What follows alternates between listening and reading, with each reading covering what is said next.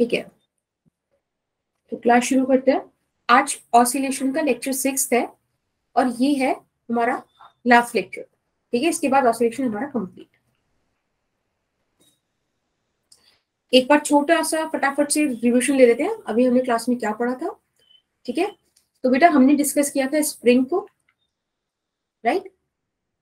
हमने स्प्रिंग के अंदर डिस्कस की थी, एक तो उसकी प्रॉपर्टी क्या थी, यहाँ पे हमें पता चला था कि एसएचएम कांस्टेंट और स्प्रिंग कांस्टेंट ये दो चीज बराबर है। दूसरा हमने आपको ध्यान हो तो हॉरिजॉन्टल ऑसिलेशन, वर्टिकल ऑसिलेशंस करे थे। इसके बाद हम लोगों ने स्टडी किया था, एक सेकेंड, इसके बाद हम लोगों ने स्टडी किया था कॉम्बिनेशन ऑफ स्प्रिंग, राइट, जिसके अंदर हमने दो सेट पढ़े थे, दो पैटर्न पढ़े थे, एक पढ़ा था सीरीज, एक पढ़ा था पैरेलल। बिल्कुल, सीरीज में था हमारे पास 1/k equivalent is equals to 1/k1 plus 1/k2, और पैरेलल सेटअप में हमारे पास था K1 plus K2। बिल्कुल बेटा, वेरी गुड। ठीक है, ये इंपॉर्टेंट चीजें थी।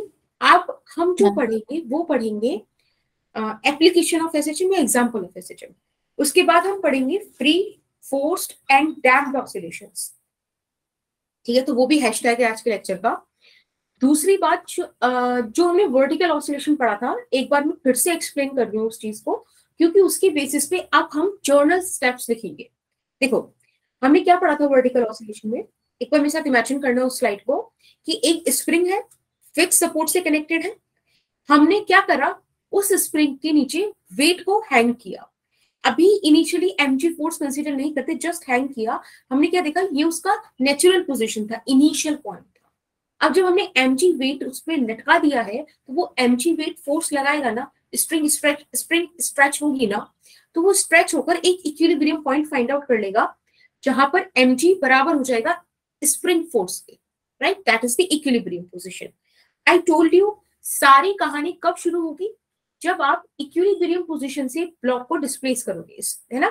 तो हमने क्या करा, जैसे हमको इक्विलिब्रियम पोजीशन मिली, उसके बाद हमने उस मास को डिस्प्लेस किया, छोटा सा डिस्प्लेस करेंगे, वो क्या करेगा, मीन पोजीशन के अबाउट ऑसिलेशन करना स्टार्ट कर देगा। ठीक है, फिर हमने नेट फोर्स का एक्सप्रेशन निकाला था, हमने एसएचएम की कंडीशन चेक करी थी, कैसे चेक करी थी, वो टू एंड फ्रो मोशन कर रहा था और फोर्स डिस्प्लेसमेंट के डायरेक्टली प्रोपोर्शनल थी बट अपोजिट डायरेक्शन में थी। Is that okay? Yes ma'am. जब हमारे पास एसएचएम की कंडीशंस वेरीफाई हो गई, तो हमने उस नेट फोर्स का जो इक्वेशन था उसको कंपेयर किया ऑसिलेशन की इक्वेशन से, वहां से के का वैल्यू निकाला और टाइम पीरियड निकाल दिया। जिसको ये चीज सुनने में डिफिकल्ट लगी हो, डोंट वरी, अभी मैं उसको लिख कर भी बता दूंगी, और पूरे आज स्लाइड में हम डिफरेंट सिचुएशन में वही काम करेंगे। तो सबसे पहले आज का एक तरीके से देख लो, हाँ, इंपॉर्टेंट पॉइंट्स जिसको हम डिस्कस करेंगे। हम सिंपल पेंडुलम डिस्कस करेंगे, oscillation of a liquid column in a tube discuss करेंगे, oscillation of a body trapped in a tunnel along the diameter of the earth, इसको डिस्कस करेंगे, और एक डिस्कस करेंगे oscillation of a floating cylinder. तो basically जो 4 examples हमने, इसके अंदर ना आप लोगों को समझ में आ जाएगा कि हमें कैसे डील करना है। अब इसके बाद वो आपको कोई भी कंडीशन दे, कोई भी सिचुएशन दे, आप निकाल देते। ठीक है, करें शुरू? Yes ma'am. Yes ma'am. Okay, तो सबसे पहले मैं आपको एक जर्नल स्टेप बता देती हूँ कि कैसे आपको एक मतलब एक तरीके से एक ब्लूप्रिंट दे देंगे आपको कि कैसे आपको चीजें आगे लेके जानी है। To find time period, because यही हमारा एजेंडा है कि जो भी हमारे पास सिस्टम है उसका हम टाइम पीरियड निकाल पाए। तो बेटा सबसे पहला स्टेप क्या होगा कि डिस्प्लेस द बॉडी और particle object what ever you have from equilibrium position. मैंने आपको बताया है हर बार कि ऑसिलेशन की कहानी ही कब शुरू होगी, जब आप उसे इक्विलिब्रियम पोजीशन से डिस्प्लेस करोगे, क्योंकि तभी रिस्टोरिंग फोर्स आएगी पिक्चर में। जब आपने उसको इक्विलिब्रियम पोजीशन से डिस्प्लेस किया, इसके बाद जो आपका काम बचता है वो क्या बचता है कि आप एफ नेट का इक्वेशन फाइंड करो। ठीक है, एफ नेट आप फाइंड करो। इसके बाद बेटा आप चेक करो, check the conditions of SHM, कि जो आपने चीजें निकाली है, जिस सिस्टम को आप स्टडी कर रहे हो, क्या वो वाकई एसएचएम कर भी रहा है कि नहीं। अगर हाँ, ठीक है, अगर इस स्टेटमेंट का आंसर है इफ यस, तब आप बेटा कंपेयर करोगे एफ नेट को किससे? सिस्टम से। एसएचएम के इक्वेशन से। ठीक है, आपको पता है एसएचएम का इक्वेशन क्या था? Yes F ma'am. is equals to minus kx। Minus के एक्स। हाँ, और अगर आपको एसएचएम की कंडीशन चेक करनी है, सबसे पहले आप देखोगे टू एंड फ्रो मोशन है कि नहीं, और दूसरी चीज आप देखोगे कि वो डिस्प्लेसमेंट के डायरेक्टली प्रोपोर्शनल हो और ऑपोजिट डायरेक्शन में हो। ठीक है, यस मैम। अब जब आपने इतना काम कर लिया तो बेटा आप इवेल्युएट करिए के का वैल्यू। ठीक है, के का वैल्यू हम ma'am। निकालेंगे। एक तो जो यहाँ पे एक्सप्रेशन है वो, और एक जो ये एक्सप्रेशन है, इन दोनों को कंपेयर करके जो के का वैल्यू आएगा वो आप लोग फाइंड आउट करेंगे। उसके बाद हमको पता है टी का वैल्यू क्या होता है, 2π/ओमेगा। हमने जब डिफरेंशियल इक्वेशन ऑफ एसएचएम पढ़ी थी तब हमने ओमेगा स्क्वायर को क्या लिखा था, k/l, है ना? बिल्कुल। Yes ma'am. यहां से आपके पास ओमेगा आ गया √k/m। जब आपके पास इतना आ गया तो बेटा आप यहाँ पे पुट कर दीजिए। देखिए टाइम पीरियड आ गया, यहाँ पे k का वैल्यू आपने निकाल ही लिया था कंपेयर करके, यहाँ पे आप पुट कीजिएगा, आपके पास time period of the system आ गया। कोई इश्यू Yes, ma'am। इस प्रोसीजर में? No ma'am. No ma'am. That's very good. चलिए एक सेकेंड, एक सेकेंड, एक सेकेंड।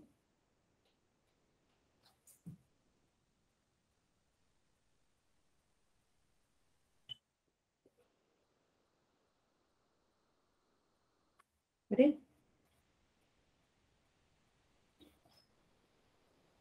एक सेकेंड रुकना, ठीक है?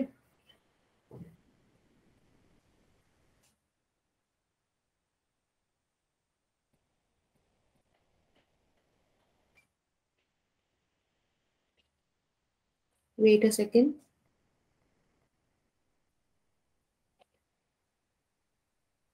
बस एक सेकेंड रुकना, ठीक है? मैं एक सेकेंड में अभी कुछ इश्यू आ गया है।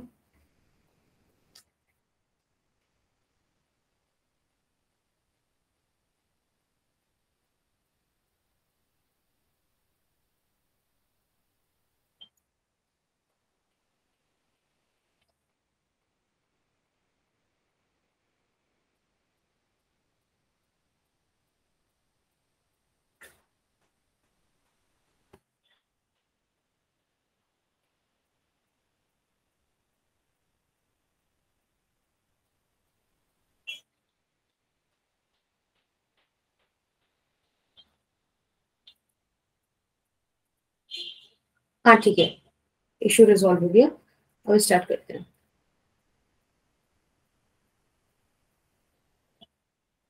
स्क्रीन विजिबल हो गई क्या?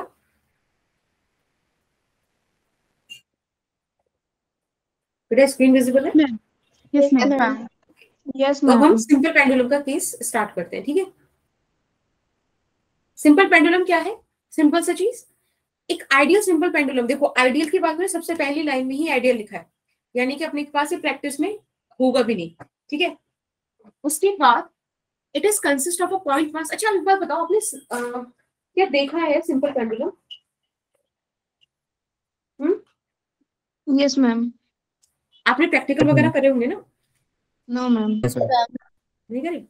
अच्छा, देखो ये सिंपल पेंडुलम जैसा तो है नहीं, बट सिंपल पेंडुलम कुछ ऐसा ही होता है।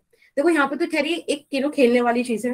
I recently got it as my birthday gift, but still ये देखो एक इलास्टिक जैसा है ये कुछ। अभी तो देखो ये कुछ ऐसा ऐसा मोशन करेगा, तो ऐसा नहीं करता सिंपल पेंडुलम, क्योंकि ये इन इलास्टिक होता है। एक वेटलेस स्ट्रिंग होती है बेसिकली। तो आप ऐसे समझना कि मतलब होता कुछ ऐसे ही है। थ्रेड होता है, इधर एक फिक्स सपोर्ट होगा, और ये जो मेटल बॉब होगा, छोटा होगा साइज में, तो मेटल बॉब होगा। ठीक है, बेसिकली इसका काम क्या है, ये ऐसे इस तरह से डिस्प्लेस होता है, राइट? ठीक है, अभी थोड़ा सा ये इलास्टिक वाला गेम है ना, तो ये थोड़ा सा ऊपर नीचे भी हो रहा है, बट आप समझो it should move like this. Okay, तो it is kind of simple pendulum, but it is not, क्योंकि ये इलास्टिक वाला है। बाकी आपको पता है एक मीन पोजीशन होती है, एक पॉजिटिव एक्सट्रीम होता है, नेगेटिव एक्सट्रीम होता है। ठीक है, ये चीज तुमको क्लियर है? Yes ma'am.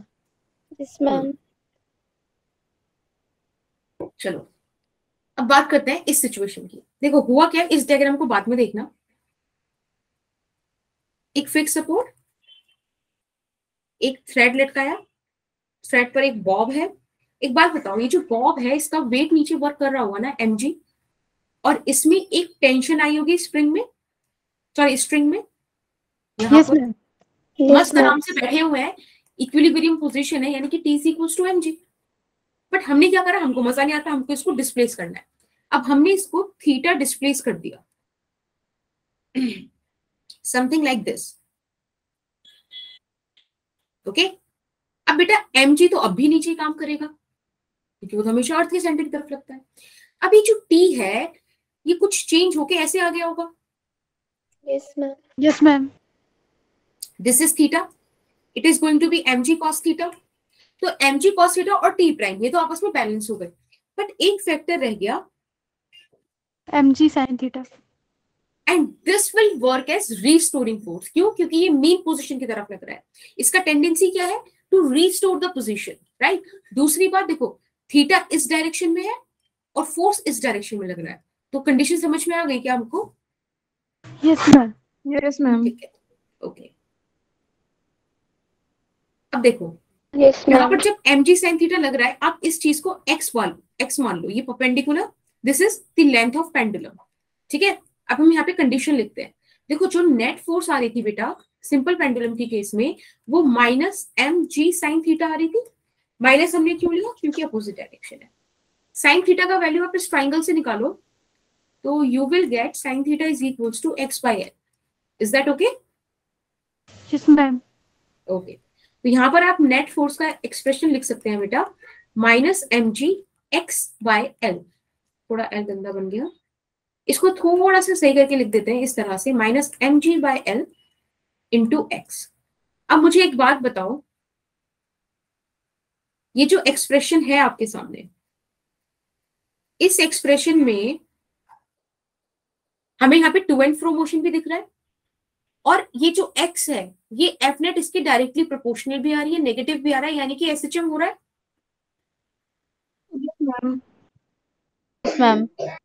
एसएचएम हो रहा है, तो I can compare it with the equation of SHM which is F equals to minus kx। यहाँ से आपको एसएचएम कांस्टेंट का वैल्यू मिल गया बेटा mg by l, राइट। तो हम यहाँ पे टाइम पीरियड निकाल सकते हैं, time period is 2 pi by omega which is 2 pi under root m by k, and you get it as, right, m से m cancel, t is equals to 2 pi under root l by g। Okay, कोई आपसे frequency पूछे तो frequency हो जाएगा इसका reciprocal. g by l. Ma'am time और frequency भी एक दूसरे के रेसिप्रोकल होंगे फिर तो? वही तो, टाइम ही तो जब भी तो आया। Okay ma'am. अच्छा, एक और चीज जो आपका प्रैक्टिकल है ना, एक्सपेरिमेंट जो आपने फिजिक्स में शायद होगा, वो यही होता है, आपको जी का वैल्यू निकालना होता है। एक पेंडुलम आपको पकड़ा देते हैं, उसको आपके स्मॉल स्मॉल ऑसिलेशंस करने होते हैं, उस पेंडुलम की थ्रेड का लेंथ आपको पता है, 20-20 ऑसिलेशन का आप 4-5 बार ऑब्जर्वेशन निकाल के टाइम पीरियड निकाल लेते हो, ठीक है। टी का वैल्यू आपको पता है, एल का वैल्यू पता है, 2 पाई तो कांस्टेंट है, जी का वैल्यू आ जाता है। ये एक्सपेरिमेंट होता है। हाँ चलो बढ़िया, आगे चलते हैं। अब एक दूसरा एग्जांपल लेते हैं। इस एग्जांपल में क्या है, हमें एक लिक्विड कॉलम का ऑसिलेशन देखना है एक यूट्यूब में। अगर आप देखो बेटा यहाँ पर ध्यान से, तो पहले ना क्या होगा कि पहले पानी यहां तक होगा। मैं एक बार इसको यहाँ बना भी देती हूँ, जो आपको दिक्कत ना हो। थोड़ा सा यू जैसा नहीं बना है, बट आप मान लेंगे कि ये यू जैसा ही है, ठीक है। तो पहले ना ये दोनों आर्म में पानी बराबर था, मतलब लिक्विड जो भी था एच हाइट तक था। तो अगर सबसे पहली बात तो यही हो गई, अगर मैं आपको बोलूं लिक्विड कॉलम का हाइट कितना है, तो आप L is equals to 2H लिख सकते हो, राइट। Yes ma'am. अब मैंने क्या करा, यहां से इसको डिप्रेस करा, यहाँ पे मैंने इसको लिक्विड को मतलब इसको मूव करा, इसमें फोर्स लगाया, तो क्या हुआ, ये यहां पर आ गया, यहां से हटकर ये x नीचे हो गया। बेटा जब ये x नीचे होगा तो यहाँ पर x ऊपर हो जाएगा, यस मैम। राइट। अगर आप इस पॉइंट में और इस पॉइंट में आप डिफरेंस देखो, तो ये 2x का आ रहा है। Yes ma'am. Yes, ma'am. अब जब यहाँ पर इस वाली आर्म में लिक्विड का कॉलम ज्यादा बढ़ जाएगा, हाइट ज्यादा बढ़ जाएगा, फोर्स ज्यादा लगेगा, तो ये वापस इसको नीचे मतलब मास ज्यादा हो जाएगा, इसको कम करना चाहेगा, वापस से ही कम होके इधर पहुंच जाएगा। तो लगातार ये चीज भी क्या करने लगेगी, ऑसिलेशन। ठीक है, जब ये ऑसिलेशन हो रहा होगा अब हमको इसको स्टडी करना है। ये चीज क्लियर है? पहले ही इनिशियली इक्विलिब्रियम लेवल पे था, दोनों तरफ आर्म में बराबर का लिक्विड था, कोई इशू नहीं था। फिर हमने इसको जानबूझ के प्रेशराइज करा, इधर की तरफ बढ़ गया तो उसको दिक्कत होगी ना, कम करेगा, वो कम करेगा, वापस इधर की तरफ बढ़ जाएगा, फिर वही चीज होने लगेगी। तो लगातार ये लेवल क्या करने लगेगा, ऑसिलेशन करने लगेगा। Is that okay? Yes ma'am. चलो तो इसको भी यहाँ से हटा देते हैं फटाफट से। तो हमको ये पता चल गया कि L is equals to 2H। चलो अब मुझे एक बात बताओ, अगर ये वाली जो कम वाला लिक्विड वाला लेवल है, अगर मैं उसको देखूं इस लेवल, तो यहाँ पे ऊपर से एटमॉस्फेरिक प्रेशर लग रहा होगा P0, यहां से मान लो P प्रेशर लग रहा है। अब अगर ये लिक्विड राइज करेगा तो बेटा P ज्यादा होगा ना P0 से? Yes ma'am. एक मिनट, आई सेड कि यहाँ पर प्रेशर P है, इट मीन्स यहाँ पर भी प्रेशर P होगा, क्योंकि same fluid same level, pressure is suppose to be same, right? चलो तो सबसे पहले हम F नेट लिखते हैं। F net would be PA minus P0 A। ठीक है, ओके। P कैसे आएगा यहाँ पर? P का वैल्यू क्या रखेंगे? एक बात मुझे बताओ बेटा, यहाँ पर P0 होगा ना, क्योंकि ये भी एटमॉस्फेयर के एक्सपोजर में आ रहा है। तो आपको लिखना सिखाया था ना, अगर ये P0 है तो ये कितना होगा P? जितना आप नीचे आओगे उतना प्रेशर बढ़ता है। P0 plus rho G H. हाँ, तो यहाँ आ जाएगा P0 प्लस रो जी, और यहाँ पे डेप्थ कितनी है, 2y 2x। हाँ, x थी, यहाँ पे y लिख दी, चलो मैंने, कोई दिक्कत नहीं है, यहाँ पे y ले लो। ठीक है, ये रो जी एच, ये तो प्रेशर हो गया, इतना प्रेशर एक्सेस हो गया, माइनस P0 और बाहर आ गया ए। ठीक है, थोड़ा सा इसको सॉल्व कर देते हैं, तो अपने पास आ जाएगा 2 रो जी ए वाई। अब मुझे एक बात बताओ, ये जो डिस्प्लेसमेंट हुआ है, ये डिस्प्लेसमेंट हुआ इस डायरेक्शन में, नेट फोर्स लग रही है इस डायरेक्शन में, तो नेगेटिव साइन लगा दो। Yes ma'am. चलिए, आपको दिख रहा है अब यहाँ पे दोनों कंडीशन टू एंड फ्रो भी प्रूव हो गया, और एफ नेट वाई के डायरेक्टली प्रोपोर्शनल भी आ गया, वो भी अपोजिट डायरेक्शन में। तो इसको हम कंपेयर कर देते हैं एसएचएम की इक्वेशन से। बेटा यहाँ पे आपको के का वैल्यू क्या मिल जाएगा, 2a 2 रो जी। चलिए, बहुत बढ़िया। ये हाँ, हमने अपने फोर्स लिखा है, वो कैसे आया? ये वाला, ये देखो वाला। हाँ, ये देखो पी ए और पी नॉट, पी का वैल्यू हमने निकाल दिया, P naught plus rho G H से माइनस पी नॉट से P naught cancel, rho G H बचा, into A, pressure into area is force. ए हमने इस ट्यूब का एरिया ले लिया, कहीं भी बना लो, ये एरिया ए है। ठीक है, ओके, चलिए कहां तक आ गए थे हम? हाँ, के का वैल्यू हमने निकाल लिया, T is equals to 2 pi by omega, simple चीज, m बाई के अब यहाँ पे रखना है। अच्छा, एक और चीज बताओ, जब ये ऑसिलेशन हो रहा है तो पूरे लिक्विड कॉलम का हो रहा है ना? Yes ma'am. ओके, तो ये जो m का वैल्यू है, it must be the mass of entire liquid column. Yes ma'am. हाँ, तो कितना आएगा, mass is equals to volume into density ना, तो A yes ma'am. Into H into rho into G। दिक्कत बताओ? और सॉरी, H नहीं 2H आएगा, क्योंकि दो मतलब पूरा कॉलम का L ले लेना, चलो L length of liquid column. Is that okay? हम इसे रिपीट कर दीजिए जो आपने अभी बताया। देखो, ओके, मास क्या होता है, वॉल्यूम इंटू डेंसिटी। वॉल्यूम को आप एरिया इंटू लेंथ लिख सकते हो, बस वही तो लिखा। Yes ma'am.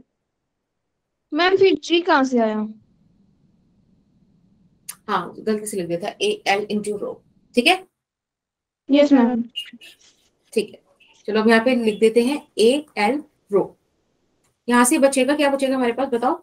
A से A कैंसिल, रो से रो कैंसिल, L/2g। ठीक है, अगर आप L की जगह 2h लिख दो तो यही चीज h/g भी आ जाएगा। कोई दिक्कत? नो। ठीक है, नोट वगैरह करते हो बस ऐसे ही सुन लेते हो कहानी सी? नोट करते हैं। ओके, तो नोट कर लिया, आगे चलो। Yes ma'am. आई गेस हाँ ये एक्स्ट्रा रह गया। चलिए, बड़ा प्यारा केस है। Oscillation of a body drop in a tunnel along the diameter of the earth. Diameter के अलोंग हमने अर्थ की डायमीटर के अलोंग एक टनल हमने डिग करी और उसमें अब हम देख रहे हैं कि क्या होगा। तो देखो, ये ए पॉइंट कंसीडर कर लेते हैं, इसको बी पॉइंट मान लेते हैं। यहाँ पे कहीं अर्थ का सेंटर आ गया और यहाँ से हमने कोई बॉडी रिलीज करी। ठीक, ओके, ये अर्थ की रेडियस को आर कंसीडर कर लेते हैं। ठीक, अब एक बात मुझे बताओ, जब ये ब्लॉक किसी जर्नल पॉइंट पी पर आया, ठीक है, यस मैम। डी डेप्थ नीचे, तब इसमें लगातार mg लग रहा होगा ना नीचे अर्थ की तरफ, सेंटर की तरफ। लेकिन जैसे जैसे ये उस फोर्स की इंफ्लुएंस में यहां तक आएगा, सेंटर पे g का वैल्यू 0, फोर्स खत्म, पर वेलोसिटी ये गेन कर चुका है। अब वेलोसिटी गेन कर चुका है तो इससे आगे भाग जाएगा। फिर जैसे ही इस सेंटर से दूर जाने लगेगा बॉडी, वापस से उसमें फोर्स लगेगी टुवर्ड्स द सेंटर, है ना, यानी कि फिर से वो इधर फोर्स एक्सपीरियंस करेगा।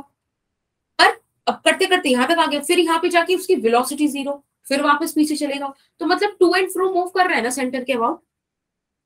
मैम ये जो y है ये डिस्टेंस ले लिया मैंने o, यानी कि सेंटर से इस पॉइंट p का, यहाँ पे दिख नहीं रहा ये कलर, यहाँ पे देखो ये रहा, ये यहाँ पे दिखा दिया। तो ये पॉइंट p तक तो हमने कोई जर्नल पॉइंट ऐसी कंसिडर कर लिया जो अर्थ की डी डेप्थ नीचे था। ये जो y लिया, ये बेटा इनिशियल पॉइंट हम क्या मानते हैं, मीन पोजीशन को मानते हैं ना। तो मीन पोजीशन यहाँ पे सेंटर ये है ना, o पॉइंट। तो इससे हमने p का डिस्प्लेसमेंट देखा y, यानी कि डिस्प्लेसमेंट इस डायरेक्शन में है और फोर्स इस डायरेक्शन में लग रही है। ठीक है, कोई इशू? No ma'am. चलिए आगे चलते हैं, देखते हैं।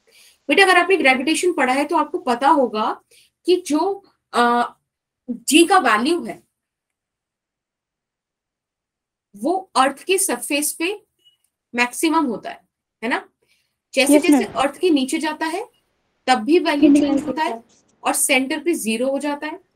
जैसे जैसे ऑब्जेक्ट अर्थ से ऊपर जाता है तब भी वैल्यू चेंज होता है, right? Yes ma'am. This is earth surface. यहाँ पे अर्थ लिख लेते हैं ताकि आप समझो। ठीक है, तो जी का वैल्यू इस तरह से वेरी करता है। ओके, यहाँ पे थोड़ा हमने ऐसे इसको सिंप्लीफाई किया। आर माइनस डी क्या था बेटा, वाई था ना। देखो ये आर पूरी रेडियस थी, डी माइनस कर दोगे तो वाई बचेगा ना, बोलो। Yes ma'am. ठीक है, चलिए अब हम नेट फोर्स निकाल लेते हैं। It is going to be minus M G at P, it means minus M G by R. एक काम करो, एम को भी साथ में ले लो, M G by R and this is Y. ठीक है बेटा, वही ऑसिलेशन भी हो रहा है, देखो वही सारी चीज भी आ रही है। नेट फोर्स वाई के डायरेक्टली प्रोपोर्शनल यानी कि एसएचएम हो रहा है। इसको आप कंपेयर कर सकते हैं एफ माइनस के एक्स के साथ। ठीक है, तो यहां से आपके पास के का वैल्यू आ गया M G divided by R. बिल्कुल, फटाफट से टाइम पीरियड निकाल दीजिएगा।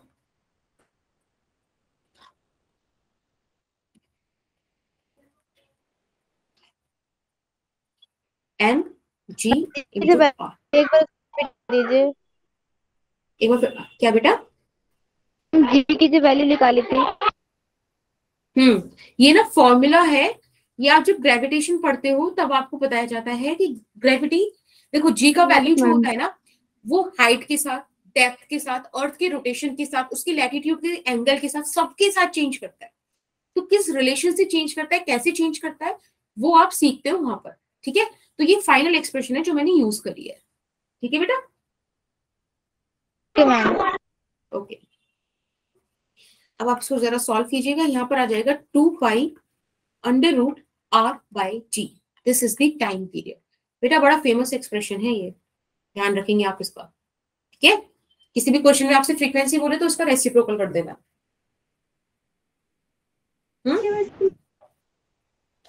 चले आगे। Yes, ma'am. क्या बेटा? मैम लास्ट स्लाइड एक बार दिखा दीजिए। हाँ हाँ बिल्कुल, जब हो जाए तो मुझे बता दें।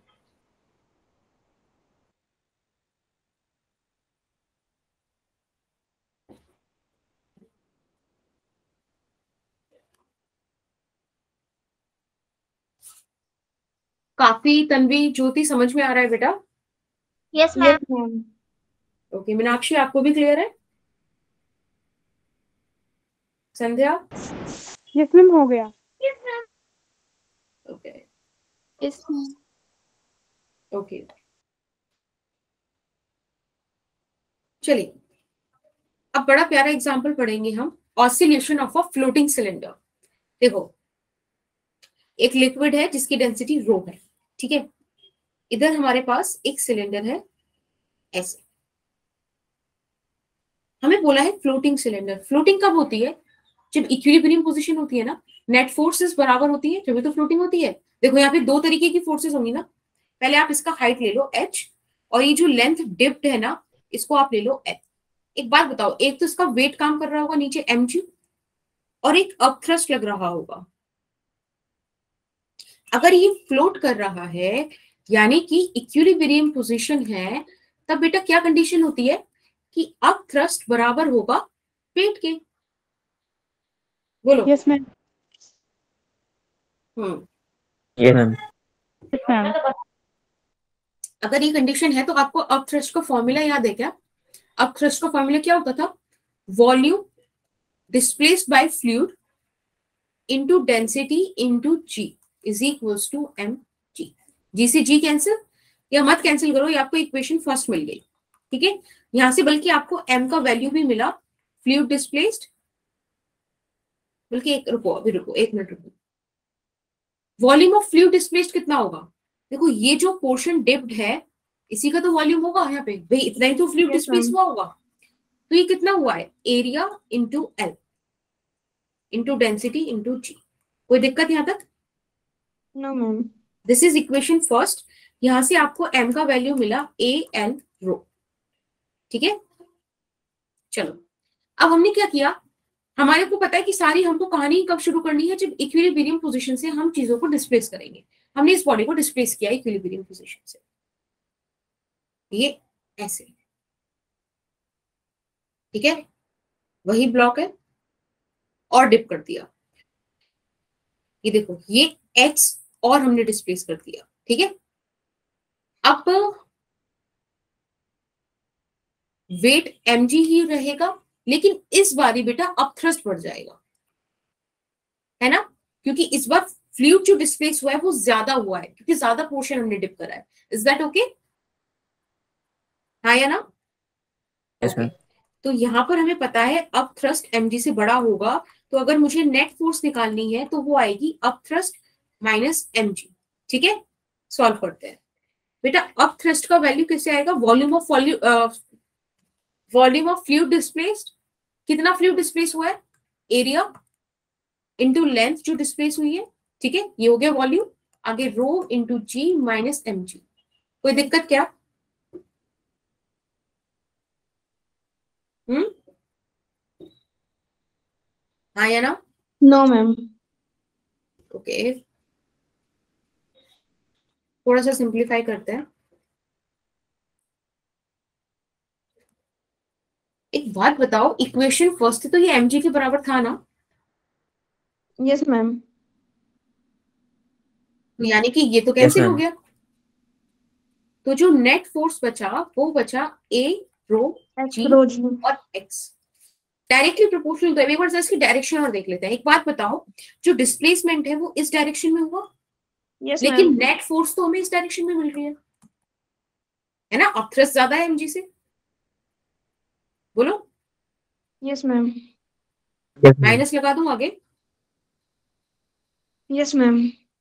चलिए अब बस हमें इसको कंपेयर कर देंगे, एसएचएम की कंडीशन प्रूव हो गई, इसको कंपेयर कर देते हैं माइनस के एक्स से। के का वैल्यू क्या आ गया, ए A रो rho G जी। अपने को पता है जी time period would be 2 pi under root m by k, M by G. है ना, 2 पाई। अब एक बात मुझे बताओ, m का वैल्यू ये रख सकते हैं ना, A L row, Yes, ma'am. और k का value A rho G. Yes ma'am Yes, ma'am. तो कटने के बाद आपके पास बचा 2 pi under root L L by by. G. ऐसा एक्सप्रेशन किसी और का भी आया था ना। Yes, ma'am. सिंपल पेंडुलम का। ठीक है, तो ये सिंपल से हमारे केसेस थे जो हमने डिस्कस किए। किसी भी केस में कोई भी इशू आ रहा हो तो बताओ, सब क्लियर। Yes, ma'am. चलो फटाफट से हम एक बेसिक सा डिस्कशन और कर लेते हैं फ्री ऑसिलेशन का। फ्री ऑसिलेशन वो सारे ऑसिलेशंस थे जो अब तक हमने पढ़े। हमने क्या पढ़ा फ्री ऑसिलेशन में, कि एक बॉडी है, उसको इक्विलिब्रियम पॉइंट से डिस्प्लेस कर दो और फिर छोड़ दो उसको अपने हाल पे। हम तो कुछ नहीं कर रहे थे ना तो हम उसको कोई फोर्स दे रहे थे, ना तो उसका हम सपोर्ट कर रहे थे, और ना ही कोई रेसिस्टिव फोर्स लगा रहे थे। वो नेचुरली उसका जो सिस्टम है, जो उसका हिसाब है, अपने हिसाब से वो घूम रहा था, मतलब ऑसिलेट कर रहा था। तो देखो वही लिखा है, a body is displaced from its equilibrium position and left to itself. It starts oscillating with a frequency of its own. ठीक है, तो जो फ्रीक्वेंसी, वो जिस फ्रीक्वेंसी से मूव कर रहा है, वो फ्रीक्वेंसी क्या है, उसकी खुद की natural frequency. Is that okay? Yes, ma'am. और देखो टाइम पीरियड का क्या रिलेशन आता था, t is equals to 2 pi One. under root m by k। Frequency क्या है उसका, रिवर्स हो गया, रेसिप्रोकल हो गया। Yes, कोई ma'am. दिक्कत नहीं ना, No, ये हमें ma'am. पता है। अगर मैं आपको इसका ग्राफ दिखाऊं तो ग्राफ कुछ ऐसा ही होगा ना, कि विद द टाइम एम्पलीट्यूड में कोई दिक्कत ही नहीं आ रही, एम्पलीट्यूड जैसा है वैसे ही चले जा रहा है, कोई इशू नहीं है, राइट? Yes, ma'am. बोलो। But what about the damped oscillations? मैंने आपको ऑसिलेशन की स्टार्टिंग में एक स्टेटमेंट बताया था कि all oscillatory motions are periodic motion but all periodic motions are not oscillatory motion। ठीक है, और जब मैंने आपको एक लाइन बताई थी कि all oscillatory motions are periodic motion, इसमें मैंने आपको 99% दिखाया था। वो 99% हमने हमारे सिलेबस के हिसाब से बोला था, क्योंकि हमारे सिलेबस में हमने जितने भी ऑसिलेशन स्टडी किए वो किए जो फ्री ऑसिलेशंस थे। लेकिन रियल लाइफ में डैम्प्ड ऑसिलेशन होते हैं। याद करो वो एक्सपेरिमेंट जो आपने पेंडुलम का किया होगा, जब आपने पेंडुलम को उसको डिस्प्लेस करके छोड़ा होगा, तो कुछ टाइम बाद वो रुक गया ना। क्यों रुका? क्योंकि उस पर एक ड्रैग फोर्स लग रही थी, एयर रेसिस्टेंस था, राइट, रेसिस्टिव फोर्सेस थी। बेटा देखो ये एक्सप्रेशन है, आप एक सेकेंड, ये एक्सप्रेशन है हमारे पास डैम्प्ड ऑसिलेशन की। -kx तो हमें पता है, it is due to restoring force. लेकिन इसमें एक एक्स्ट्रा टर्म आती है ड्रैग फोर्स की। देखो ये क्या है, वेलोसिटी, राइट? तो जो ड्रैग फोर्स है ये वेलोसिटी पे डिपेंडेंट है। वेलोसिटी क्या होता है, बोलो? The rate of change of displacement with time. है ना? तो यहाँ पे अगर वेलोसिटी चेंज होगा, मतलब वेलोसिटी के साथ लगातार क्या हो रहा है, इसमें एक एक्स्ट्रा नेगेटिव टर्म और आ गई है, विच इज ड्रैग फोर्स। देखो यहाँ पर आपको इसका सोल्यूशन दिया है इस इक्वेशन का। On solving it we get this expression. तो ये तो बिल्कुल हमें ऑसिलेशन जैसा लग रहा है, लेकिन यहाँ पे एक चेंज है, ये जो एम्पलीट्यूड है ना ये वेरिएबल है। बेटा वेरी कैसे कर रहा है, e की पावर -bt/Tm, यानी कि ये एक्सपोनेंशियली डिके कर रहा है। ठीक है, टाइम के साथ एम्पलीट्यूड डिके होता जाएगा और एक पॉइंट पे डेड हो जाएगा, ऑसिलेशन खत्म। ठीक है, ये एनर्जी का फॉर्मूला है ½ हमने पढ़ी थी एनर्जी ऑफ SHM, राइट? यहाँ पे बस एक ही जगह आप ये वाला एक्सप्रेशन रख देंगे, कोई दिक्कत? No, ma'am. एक बार इसका No, ma'am. ग्राफ देख लेते हैं, आपको समझ में आ जाएगा। देखो विद द टाइम ऑसिलेशन कम होते होते होते बिल्कुल जीरो हो गया। ठीक, यहाँ पे Yes, आप Yes, जो ma'am. कर्व देख रहे हो ना, ये कर्व जो दिख रहा है पर्पल लाइन से, ब्रोकन लाइन से, this is the exponential decay curve. ठीक है, क्योंकि वहां फैक्टर था E - BT/2m। आगे चले, ऐसे एक बार Yes, देख ma'am. लो फोर्स्ड या मेंटेन्ड ऑसिलेशंस। अब ये क्या है, अब इसमें क्या है, हमें पता है कि रियलिटी में क्या होगा, वो जो ऑसिलेशंस है वो डेड होने लगेंगे। ठीक है, ड्रैगिंग फोर्स की वजह से। हम नहीं चाहते हमारा ऑसिलेशन टाइप हो, हमने एक्स्ट्रा फोर्स लगानी शुरू कर दी। जैसे ही हमको लगा कि भाई इस बार इसका टाइम पीरियड ज्यादा हुआ, हमने एक बार हल्के से फिर ऑसिलेशन को मतलब बॉब को पुश कर दिया, फिर वो मूव करने लगा, फिर जैसे कम हुआ फिर पुश कर दिया। समझ रहे हो? That is what forced oscillation is. अगर फोर्स्ड ऑसिलेशन और जो वाकई ऑसिलेशन हो रहा है, मतलब जो फोर्स आप लगा रहे हो वो हो गया एक्सटर्नल एजेंट, और जो सिस्टम खुद मूव कर रहा है वो उसका अपना नेचुरल है। अगर ये दोनों चीज मैच कर जाए, सिंक में आ जाए, तो सबसे ज्यादा एम्पलीट्यूड मिल जाता है, मतलब एम्पलीट्यूड हद इंक्रीज करता है। ठीक है, देखो एक बार देखते हैं उस चीज को क्या बोलते हैं। पहली बात तो ये समझो, यहाँ पे एक एडिशनल फैक्टर आ गया ड्राइविंग फोर्स का। ठीक है, this is the driving force और एक्सटर्नल एजेंट, राइट बेटा। यहाँ पर ये जो एफ टी है ये इस तरह से लिखा गया, ये जो ओमेगा डी है ये क्या है? Driving frequency. तो इस बार जो हमारा एम्पलीट्यूड है वो दो चीजों पे डिपेंड कर रहा, एक नेचुरल फ्रीक्वेंसी और एक ड्राइविंग फ्रीक्वेंसी पे। कोई दिक्कत नहीं ना? ये नेचुरल फ्रीक्वेंसी वो ऑसिलेशन वाली आगे जो खुद के हिसाब से हो रही है फ्री ऑसिलेशन में, और ये वो जो आप करा रहे हो। कोई दिक्कत तो नहीं? No ma'am. अगर ये दो फ्रीक्वेंसीज बराबर हो गई, अगर नेचुरल फ्रीक्वेंसी और ड्राइविंग फ्रीक्वेंसी बराबर हो गई, तो एम्पलीट्यूड सबसे ज्यादा आएगा। एक बात मुझे बताओ, कभी ऐसा हुआ है कि आपके घर के आसपास डीजे वीजे खूब बज रहा हो, खूब जोर से? हाँ, यस मैम। जब ऐसा होता है तब आपके घर के शीशे जो होते हैं, जैसे विंडो वगैरह में जो शीशे लगे होते हैं, वो मतलब उनमें वाइब्रेशन होती है ना, आवाजें आती है उनसे। क्यों होता है? क्योंकि वो जो बाहर बीट्स बज रही है, जो डीजे बज रहा है, उसकी जो फ्रीक्वेंसी है वो उन शीशे की फ्रीक्वेंसी से मिल रही है ना। जब ये आपस में मिल रही है तो ये इस तरीके का कंपन, ये बोलते हैं ना कंपन, वो प्रोड्यूस हो रहा है। ठीक है, अगर ये बिल्कुल बराबर हो जाए तो शीशा टूट भी सकता है। That is what this condition is called resonance. इसे क्या बोलते हैं? रेजोनेंस। एक बार ग्राफ देखेंगे, बिल्कुल डरने की जरूरत नहीं है, ग्राफ देख के कुछ नहीं है। मैम अगर ज्यादा हो गया तो भी टूट जाएगा। क्या बेटा? मैम अगर ज्यादा हो गया तो भी टूट जाएगा शीशा। ज्यादा हो गया मतलब ड्राइविंग फ्रीक्वेंसी और ओमेगा नॉट से, मतलब ओमेगा नॉट से ज्यादा हो गया ओमेगा डी? Yes ma'am. क्या पॉसिबल है ज्यादा नहीं नहीं होना? नहीं नहीं, ज्यादा तो होगा। देखो आप यहाँ पे ग्राफ देखो, देखो अब अभी ग्राफ देखो, आपके क्वेश्चन कंप्लीट हो गए। एक ही पहले, सबसे पहले ब्लू वाला ग्राफ देखो, ठीक है, बाकी सब भूल जाओ, कुछ नहीं लिखा बाकी।